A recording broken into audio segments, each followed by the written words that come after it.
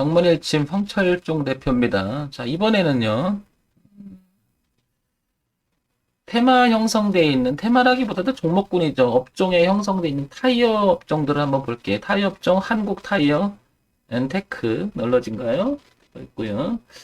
그 다음 넥산 타이어, 금호 타이어, DTR, 오토모티브, 한번 볼게요. 이렇게 네 종목 한번 보면서 이 종목군들이 우상향으로 잘 흘러가고 있는지, 그리고 위쪽에는 어떤 저항이 있고 아래는 어디가 지지가 있는지, 이 종목을 갖고 계신 분들 입장에서는 저항선, 지지선이 어떻게 형성되고 있고 현재 변곡은 일어난 구간에 있는 건지를 기술적 분석을 통해서 월, 주, 일 이렇게 한번 살펴볼게요.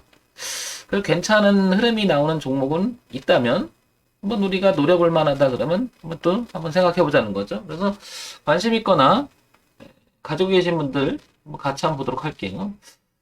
자, 타이어 볼게요. 타이어. 한국 타이어 앤 테크놀로지 한번 볼게요. 자, 예를 보면요. 왼쪽 위에 있는 이 부분이 월봉이에요. 그리고 주봉이고요. 이게 일봉이에요. 오른쪽에 있는 건 둘 다 일봉이고요. 자, 보면 월봉을 보게 되면 흐름상 2017년서부터 2018년 들어오면서 한국 타이어 테크는 계속 내리기만 했었어요. 이렇게. 근데 다 아시겠지만 지난 3월 코로나 정점을 찍고요. 그죠? 저점을 찍고 그다음부터 반등하기 시작한 게 작년 후반기에 되는 것 같아요. 여기 날짜를 대충 보게 되면은 작년 8월, 9월, 10월 이렇게 넘어가면서 우상향으로 틀기 시작합니다. 그걸 다시 주봉으로 보게 되면 이렇게 넘어간 자리가 이때쯤 되는 거죠. 이때. 요게 이제 8월, 9월, 10월 넘어가면서 이렇게 굉장히 많이 올라온 거죠. 자, 이 흐름을 다시 이렇게 보게 되면 3월 달부터 건 1년간을 이 흐름을 계속 유지해 오고 있죠. 이렇게 우상향으로. 이렇게. 네. 그래서 흐름상 이 흐름은 계속 타고 있습니다. 이거 굉장히 튼튼하게 가는 거죠. 그러니까 우상향으로. 한 번도 흐름을 깨지 않았으니까. 자, 그래서 뒤를 보니까 만약에 동선상 내려오게 되면 여기 4,000원 보면 거래도 많았었죠. 여기. 거래도 많았으니까 만약에 얘가 내려와도 이렇게 지지 형태만 띄워준다면 우상향으로 가는데 흐름상을 타가란다면 지장이 없겠죠. 따라서 현재 시점에서 4만원대죠. 이 4만원대 굉장히 중요한 지지저항으로 형성되는 것 같아요. 또 뜯어보면 지지했었죠. 4만원대가 또 지지했었고 또 지지했었고 깨니까 저항대로 바뀌었고 올라올 때 약간 저항이 있었고 저항이 있다가 뚫으면서 4만원을 넘어가니까 지금 52,600원까지 와 있습니다. 이렇게. 그러니까 밀린다 하더라도 4만원대를 지켜낸다면 그걸 왼쪽 차트인 일봉에서 현재의 흐름을 이렇게 그린다면 이 그림하고도 거의 같은 그림이 되겠죠. 뭐 그 그림이 그 그림이죠. 자, 그런데 여기 지금 검정색으로 형성된 이 자리는 저항대를 만들었었죠. 이렇게. 만들다가 이제 넘겨놨으니까 저항대를 형성했던 자리를 넘어가게 되면 밀린 다음에 이렇게 지지대로 바뀔 수 있는 구역이 여기가 되는 거죠. 여기가 되는 거죠. 여기 4만원 근방이 되는 거죠. 그래서 여기 4만원 근방은 공이 월봉, 주봉, 일봉 다 중요한 것 같습니다. 이 중요하다는 말은 혹시 밀린다 하더라도 깨고 내려가게 되면 저항이 되는 거죠. 예.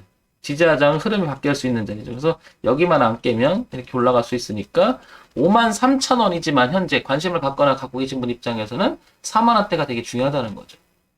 위쪽에서는 6만원대 보이죠. 6만원대. 어디서 보게 되면 왼쪽 월봉에서 보게 되면 거래가 가장 많았고 거기가 정점을 이뤘던 자리니까 6만원을 넘어가서 안착해준다면 7만원 넘어가는 자리까지가 형성돼 있죠.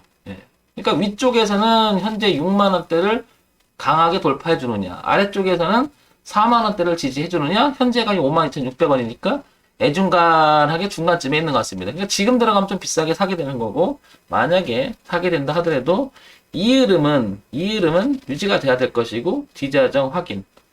그 다음에 하나 더 강하게 이렇게 틀잖아요, 이렇게. 그래도 4만원대는 붕괴되면 안 된다는 거죠.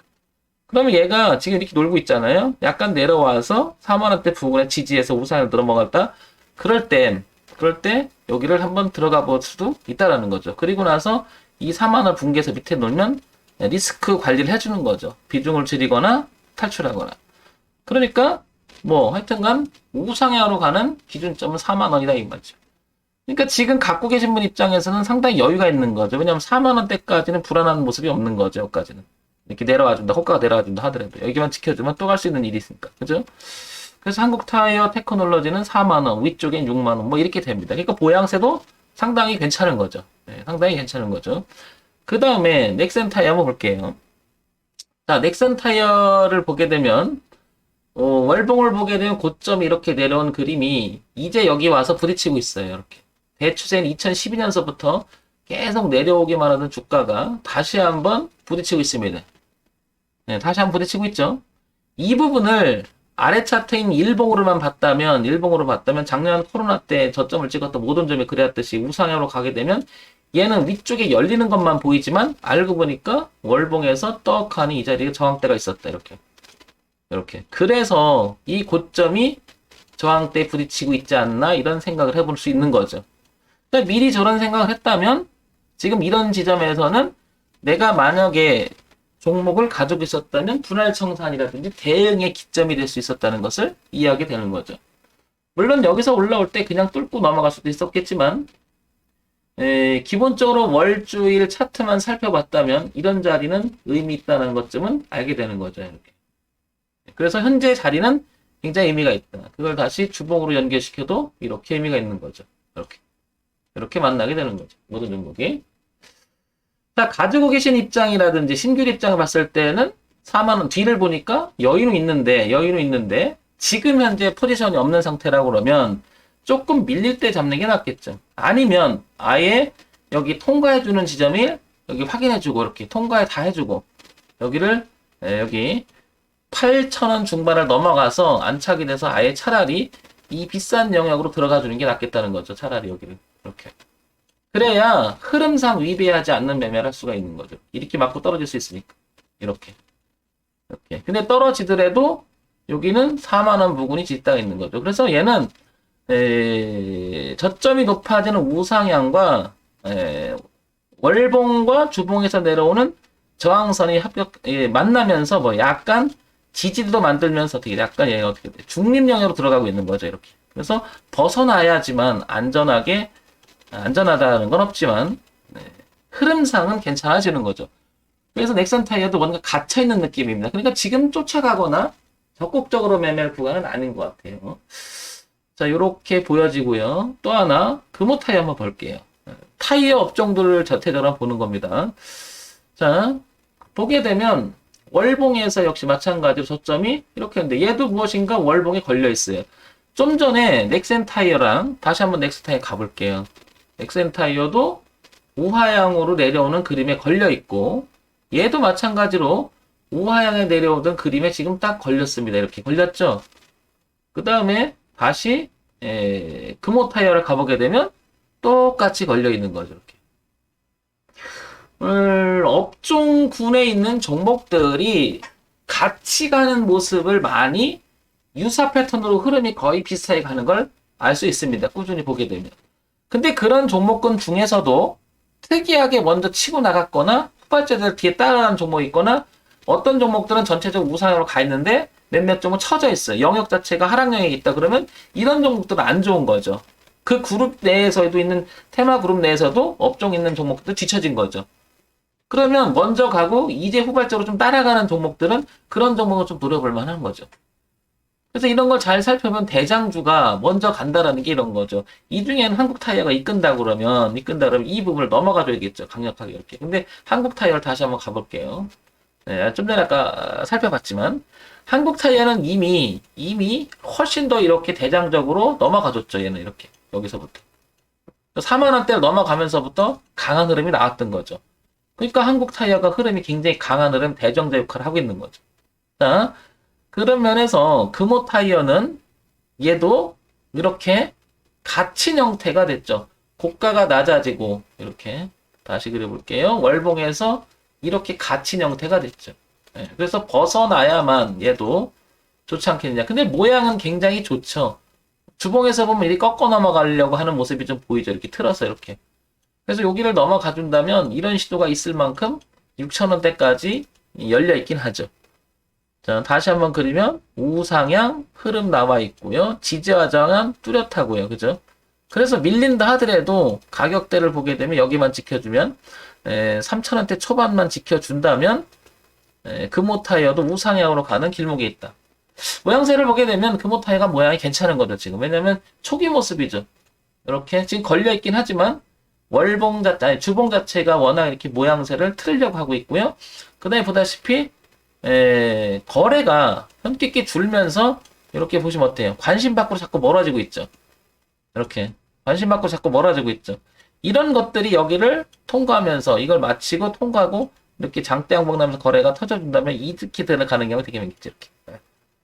그러니까 이것도 지금 들어가는 것보다는 뚫어놓고 들어가는 게 더 낫겠죠. 이렇게 돌파시켜놓고 지지하는 형태를 확인하고 가도 안 늦는다는 거죠. 특히 이제 월봉도 보시면 거의 거래가 없죠. 바닥이 나죠. 이렇게. 그리고 이 구역에서 지금 거래가 굉장히 많은 가격대가 형성될 수 있고요. 금호타이어는 나쁜 모습은 아니에요. 나쁜 모습은 아니죠. 소위 말해서 저점에서 원형 바닥 형태를 가지면서 약간 머리를 들려고 하는 모습이기 때문에 나쁜 모습은 아니다. DTR 오토모티브 볼게요. 자, 얘를 보니까 얘는 앞서 본 종목들하고 봤을 때도 이렇게 보면 걸려있죠. 역시. 자, 얘도 이렇게 보면 약간 넘어가서 걸리려고 하는데 위에 보면 3만원대 이렇게 걸려있는 모습이 볼 수 있죠. 여기. 굉장히 3만원대는 어땠다? 저항받고 지지받고 또 지지받고 이번에 3만원대 와서 걸린 거죠. 그래서 최근에 3만원대 부근에서 걸린 것 같아 이게. 이렇게. 그러면 월봉, 주봉, 일봉으로 살펴보면 얘도 지금 걸린 거죠. 그러니까 타이어에 속해 있는 이쪽에 있는 업종들은 한국 타이어만 굉장히 강하게 흐름이 가고 나머지 종목들은 걸려 있다라는 거죠. 약간 아직 통과하지 못한 모습이죠. 근데 DTR 오토모티브도 좀 전에 봤던 금호 타이어하고 거의 흡사하죠. 우상향으로 흘러가려고 하는 모습이 거의 흡사하죠. 이렇게 그죠. 내려와도 이렇게 지지만 해준다면 다시 한번 도전해 볼 수 있는 자리인 건 하죠.